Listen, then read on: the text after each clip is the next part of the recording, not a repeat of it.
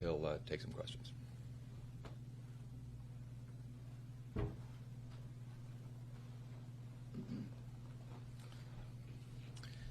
Good evening. I'm Michael Graham, a board member with the National Transportation Safety Board. Joining me tonight is our investigator in charge, Aaron Sauer. The NTSB just recently, within about an hour ago, arrived on scene for this accident investigation. Last night at 8:45 p.m. Pacific Standard Time, an Airbus EC-130 helicopter departed Palm Springs, California, en route to Boulder City, Nevada. At about 10:08 p.m., the helicopter impacted the terrain south of I-15 near Halloran Springs, California. Halloran Springs is about 75 miles northeast of Barstow. 2 crew members and 4 passengers were on board and were fatally injured. Before I go any farther, on behalf of the NTSB, I'd like to express our deepest sympathies to the families and loved ones of those who lost their lives in this terrible tragedy. We have a representative from the NTSB's Transportation Disaster Assistance Division on scene with us. She is currently working with the family members of those who lost their lives and will provide support as well as investigative updates as they become available. The NTSB is an independent agency charged by Congress to investigate every civil aviation accident and significant accidents in the other transportation modes. We are on scene now to gather perishable evidence. Our team is methodically and systematically reviews all evidence and considers all potential factors to determine the probable cause. This is the beginning of a long process. We will not jump to any conclusions, and the information that I provide for you tonight is preliminary.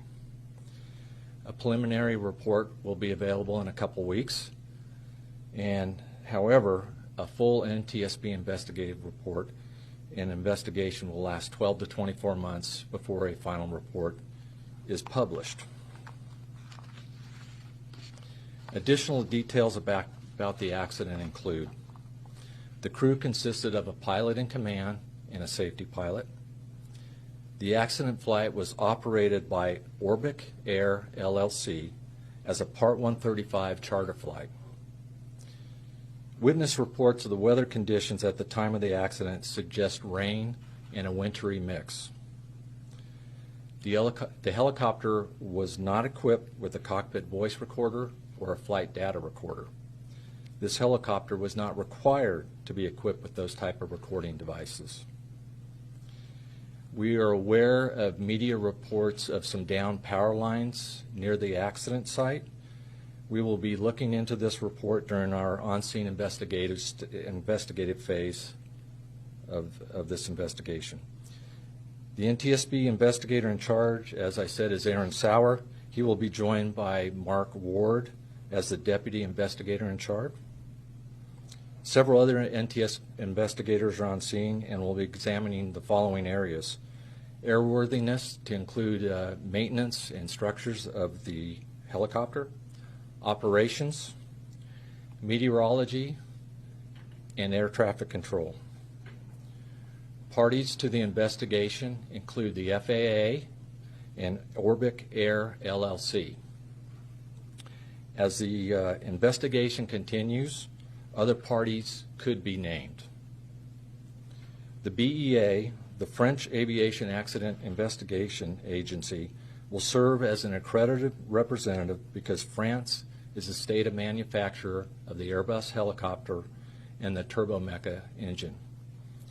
Both Airbus helicopters and turbomeca engines will serve as technical advisors to the investigation.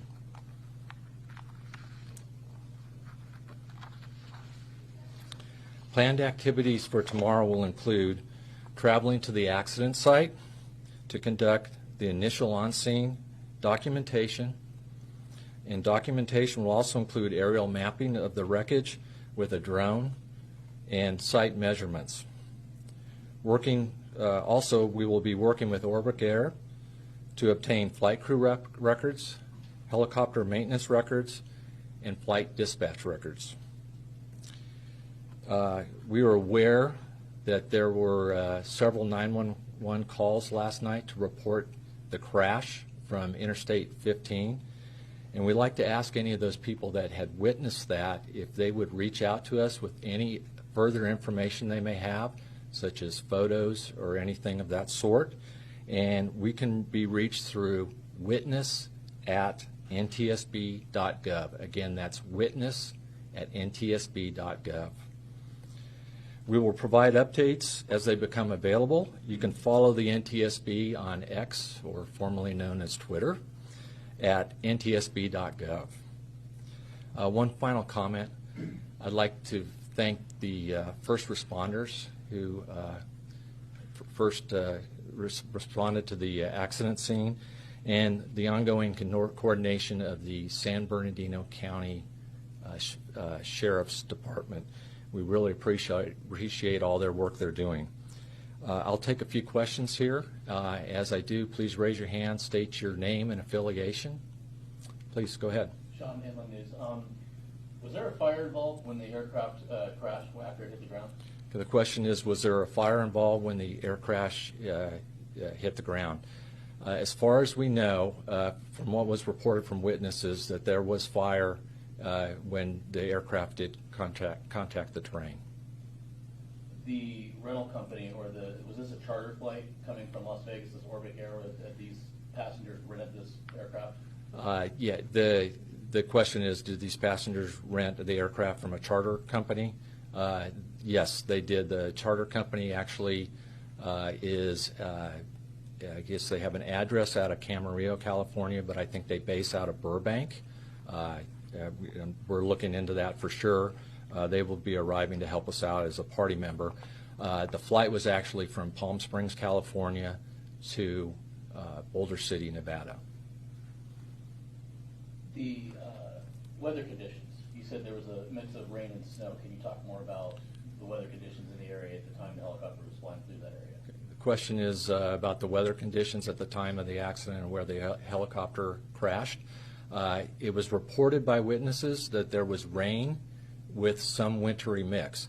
We currently have a meteorologist working on our team, and we are working to analyze and get the exact weather conditions at that time. Of course, that's out in the middle of the desert, so we'll have to find the closest reporting stations nearby to be able to give any accurate information as far as the weather was at the scene. My last question is, do you know the altitude that the helicopter was flying through the area? I mean, was it, did they experience, is it possible they experienced a mechanical problem? They were flying high and they, auto-rotated down or came down somehow, or were they flying so low that they crashed into the side of a mountain? What do we know about that? The question is about the altitude and the flight path of the helicopter during the flight. We don't have any specific information on that right now. We are getting air traffic control data, ADS-B data. We're just starting to receive that. Hopefully we'll have more information tomorrow for you on that specifically. And we always have to ask people, do you hate anything on the passengers or the crew? Can you tell us anything about that? They're asking the questions about any more information on passenger and crews. No, I have no information at this time on that. Any names, things like that, will be released through the coroner's office, and if we have any updates on that, we'll let you know, but normally that goes through the coroner's office.